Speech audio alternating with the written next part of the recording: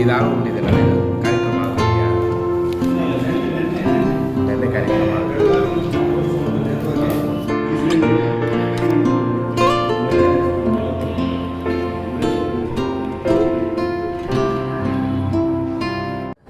ಮೊಟ್ಟ ಮೊದಲನೇ ಬಾರಿಗೆ ಭೀಮ್ ಪ್ರಜಾ ಸಂಘದ ವತಿಯಿಂದ 200 ಮೀಟರ್ಗಳ ಎತ್ತರದ ಬಾಬಾ ಸಾಹೇಬ್ ಅಂಬೇಡ್ಕರ್ ಅವರ ಪುತ್ಥಳಿ ನಿರ್ಮಾಣ ಮಾಡಬೇಕಂತೇಳಿ ನಾವು ಮಾನ್ಯ ಮುಖ್ಯಮಂತ್ರಿಗಳಿಗೆ ಕಳೆದ ವರ್ಷ 2023-25 5ನೇ ತಿಂಗಳಲ್ಲಿ ನಾವು ಮನವಿ ಕೊಟ್ಟಿರ್ತೀರಿ. ಹಾಗಾಗಿ ಈ ವಿಚಾರವಾಗಿ ಯಾವುದೇ ಒಬ್ಬ ಶಾಸಕರಾಗಿರ್ಬೋದು, ಸಚಿವರಾಗಿರ್ಬೋದು ಇದ್ರ ವಿಚಾರವಾಗಿ ಧ್ವನಿ ಎತ್ತಿಲ್ಲ. ಹಂಗಾಗಿ ಏನು ಬೆಳಗಾವಿ ಚಳಿಗಾಲ ಅಧಿವೇಶನದಲ್ಲಿ ನಾವು ಈ ಒಂದು ಬೆಳಗಾವಿ ಚಲೋ ಅಂತ ಒಂದು ಕಾರ್ಯಕ್ರಮ ಹಮ್ಮಿಕೊಂಡಿದ್ದೀವಿ.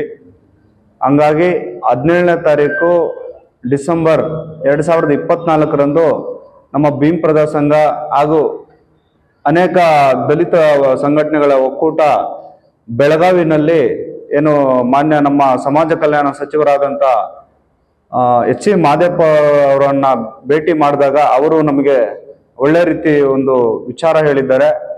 ನೀವು ಈ ಒಂದು ಮನವಿ ತುಂಬ ಒಳ್ಳೆಯದು, ನಾವು ಇದ್ರ ಪರವಾಗಿರ್ತೀರಿ. ನಾವು ಈ ನಮ್ಮ ರಾಜ್ಯದಲ್ಲಿ ಒಂದು ಬಾಬಾ ಸಾಹೇಬ್ ಅವರ ಪುತ್ಥಳಿ ನಮಗೆ ಅನಿವಾರ್ಯ ಇದೆ. ಹಂಗಾಗಿ ನಾವು ನಿಮಗೆ ಈ ವಿಚಾರವಾಗಿ ನಿಮಗೆ ಬೆಂಬಲ ಕೊಡ್ತೀರಿ. ಮತ್ತೆ ಇದ್ರ ವಿಚಾರವಾಗಿ ವಿಜಯವಾಡ ಕೂಡ ಅವರು ಹೋಗಿ ನೋಡ್ಕೊಂಡು ಬಂದು ಮೊದಲನೇದಾಗಿ ನೀವು ಒಂದು ಮನವಿ ಕೊಟ್ಟಿದ್ದೀರಾ, ಮೊದಲನೇ ಮನವಿ ನೀವು ಕೊಟ್ಟಿದ್ದೀರಾ. ಹಂಗಾಗಿ ನಮ್ಮ ಸರ್ಕಾರ ನಿಮ್ಮ ಜೊತೆನಲ್ಲಿ ಇರ್ತದೆ ಮತ್ತೆ ನಾವು ಮಾಡ್ತೀರ ಅಂತೇಳಿ ಅವರು ಒಂದು ಭರವಸೆ ಕೊಟ್ಟಿದ್ದಾರೆ. ಈ ಸಂದರ್ಭದಲ್ಲಿ ಇದು ಯಾವುದೇ ಒಂದು ನಮ್ಮ ಸಂಘಟನೆ ವತಿಯಿಂದ ಅಲ್ಲ, ಇಡೀ ರಾಜ್ಯದಲ್ಲಿ ಇರ್ತಕ್ಕಂಥ ದಲಿತ ಸಂಘಟನೆಗಳಾಗಿರ್ಬೋದು, ಕನ್ನಡ ಪರ ಸಂಘಟನೆಗಳಾಗಿರ್ಬೋದು, ರೈತ ಪರ ಸಂಘಟನೆಗಳಾಗಿರ್ಬೋದು, ಎಲ್ಲಾ ಸಂಘಟನೆಗಳವರು ಇದ್ರ ವಿಚಾರವಾಗಿ ಒಂದು ಧ್ವನಿ ಎತ್ತುವಂತ ಕೆಲಸ ಮಾಡಬೇಕು. ಅದರಲ್ಲಿ ಹಿಂದಿನಲ್ಲಿದೆ, ಇದನ್ನ ಕನ್ನಡ ಪದಕ್ಕೆ ಬದಲಾವಣೆ ಮಾಡಬೇಕು. ಯಾಕಂದ್ರೆ ನೀವು ನೋಡ್ಕೊಂಡ್ರೆ ಈ ಪಕ್ಕದ ರಾಜ್ಯದಲ್ಲಿ ಇರ್ತಕ್ಕಂಥ ಆಂಧ್ರ ಪ್ರದೇಶ, ತೆಲಂಗಾಣ ಈ ಭಾಗದಲ್ಲೆಲ್ಲ ಅವ್ರದೇ ಆದಂತ ಅವ್ರ ಭಾಷೆನಲ್ಲಿದೆ. ಆದ್ರೆ ನಮ್ಮ ರಾಜ್ಯದಲ್ಲೇ ಇದುವರೆಗೂ ಇದರಲ್ಲಿ ವಿಚಾರವಾಗಿ ಯಾರು ಇರ್ತಿಲ್ಲ. ಹಾಗಾಗಿ ಈ ವಿಚಾರವಾಗಿ ನಾವು ಮಾನ್ಯ ಉಪಮುಖ್ಯಮಂತ್ರಿಗೆ ಮತ್ತು ನಮ್ಮ ಸಮಾಜ ಕಲ್ಯಾಣ ಸಚಿವರಿಗೆ, ಗೃಹ ಮಂತ್ರಿಯವರಿಗೆ ಎಷ್ಟು ಜನಕ್ಕೆ ನಾವು ಮನವಿ ಕೊಟ್ಟಿದ್ದೀರಿ. ಇದ್ರ ವಿಚಾರವಾಗಿ ಅವ್ರೇನು ರೆಸ್ಪಾನ್ಸ್ ಮಾಡಿಲ್ಲ ಅಂದ್ರೆ ಫೆಬ್ರವರಿನಲ್ಲಿ ಫ್ರೀಡಂ ಪಾರ್ಕ್ ಬೆಂಗಳೂರಲ್ಲಿ ನಾವು ಅನಿರ್ದಿಷ್ಟಾವಧಿ ಹೋರಾಟವನ್ನು ನಾವು ಹಮ್ಮಿಕೊಳ್ತೀವಿ. ಪ್ರಜಾಸಂಘ ಅವರು ಏನು ಒಂದು 3 ಬೇಡಿಕೆಗಳನ್ನು ಸರ್ಕಾರಕ್ಕೆ ಇಟ್ಟಿದ್ದಾರೆ. ಇದಕ್ಕೆ ಕರ್ನಾಟಕ ದಲಿತ ರೈತ ಸೇನೆ ಸಂಪೂರ್ಣವಾಗಿ ಬೆಂಬಲವನ್ನು ಸೂಚಿಸ್ತಾ, ಏನಿವತ್ತು ಬಾಬಾ ಸಾಹೇಬ್ ಅಂಬೇಡ್ಕರ್ ಅವರ ಒಂದು ಇತಿಹಾಸವನ್ನು ನಮ್ಮ ಕರ್ನಾಟಕ ರಾಜ್ಯದಲ್ಲಿ ಒಂದು ಪ್ರವಾಸಿ ತಾಣ ಆಗಬೇಕು ಅನ್ನೋದು ಒಂದು ಕನಸನ್ನು ಇಟ್ಟುಕೊಂಡು, ಮತ್ತು ಅವರ ಒಂದು 200 ಮೀಟರ್ ಎತ್ತರದ ಏನು ಪುತ್ಥಳಿಯನ್ನು ಸ್ಥಾಪನೆ ಮಾಡಬೇಕು.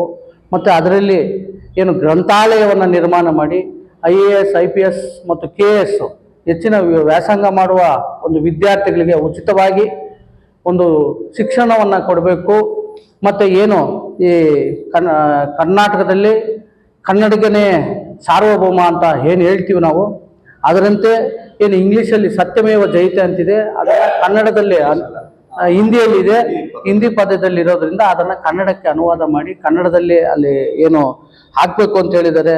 ಇದು ನಿಜಕ್ಕೂ ಯಾರೂ ಈ ಒಂದು ಆಲೋಚನೆಯನ್ನು ಮಾಡಿರಲಿಕ್ಕೆ ಸಾಧ್ಯವಿಲ್ಲ. ಇಷ್ಟು ವರ್ಷಗಳ ನಂತರ ನಮ್ಮ ವೈಟ್ಫೀಲ್ಡ್ ಮುರುಗೇಶ್ ಅವರು ಏನು ಇದನ್ನು ಮಾಡ್ತಾ ಇದ್ದಾರೆ, ಇದಕ್ಕೆ ಸಂಪೂರ್ಣ ಸಹಮತ ನಮ್ದಿರ್ತದೆ. ಯಾಕಂದರೆ ಬಾಬಾ ಸಾಹೇಬ್ ಅಂಬೇಡ್ಕರ್ ಅವರನ್ನು ಅವ್ರು ಹೇಳಿದ್ರು, ನನ್ನನ್ನು ಮೂರ್ತಿಗಳಲ್ಲಿ ನೋಡಬೇಡಿ, ನೀವು ನನ್ನನ್ನು ಏನಿದು ಗ್ರಂಥಾಲಯಗಳಲ್ಲೂ ನೋಡಿ ಅಂತ. ಎಸ್, ಹೌದು, ಒಪ್ಕೊಳ್ತೀವಿ ಅದನ್ನು. ಯಾಕಂದರೆ ಅವರನ್ನು ಮೂರ್ತಿಯನ್ನಾಗದೆ ಅವರ ನಿಜರೂಪವನ್ನು ನಾವು ಒಂದು ಶೈಕ್ಷಣಿಕ ವಿದ್ಯಾಭ್ಯಾಸದಲ್ಲಿ ನೋಡ್ಬೇಕಾಗ್ತದೆ.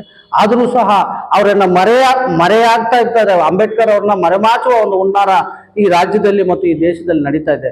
ಹಂಗಾಗಿ ಈ ಏನು ಎತ್ತರವಾದ ಒಂದು ಬಾಬಾ ಸಾಹೇಬ್ ಅಂಬೇಡ್ಕರ್ ಅವರ ವಿಗ್ರಹವನ್ನ ಸ್ಥಾಪನೆ ಮಾಡಿದಾಗ ಇವ್ರು ಯಾರು ಅಂತ ಒಂದು ಪ್ರಶ್ನೆ ಮುಂದಿನ ಪೀಳಿಗೆಗೆ ಪ್ರಶ್ನೆ ಬಂದಾಗ ಅಲ್ಲಿ ಬಾಬಾ ಸಾಹೇಬರ ಒಂದು ಏನು ಆಶೆಗಳು, ಬಾಬಾ ಸಾಹೇಬರು ಬೆಳೆದು ಬಂದಂಥದ್ದು, ಬಾಬಾ ಸಾಹೇಬರು ಪಟ್ಟಂತ ಕಷ್ಟಗಳನ್ನ ಅಲ್ಲಿ ಒಂದು ಫೋಕಸ್ ಮಾಡಿಟ್ರೆ ಆ ಮುಂದಿನ ಪೀಳಿಗೆಗೆ ಬಾಬಾ ಸಾಹೇಬರ ಬಗ್ಗೆ ಅರಿವು ಹೆಚ್ಚಾಗ್ತದೆ ಮತ್ತು ಜ್ಞಾನ ಬರ್ತದೆ ಅಂತ ಈ ಒಂದು ಆಲೋಚನೆ ತುಂಬಾ ಚೆನ್ನಾಗಿದೆ.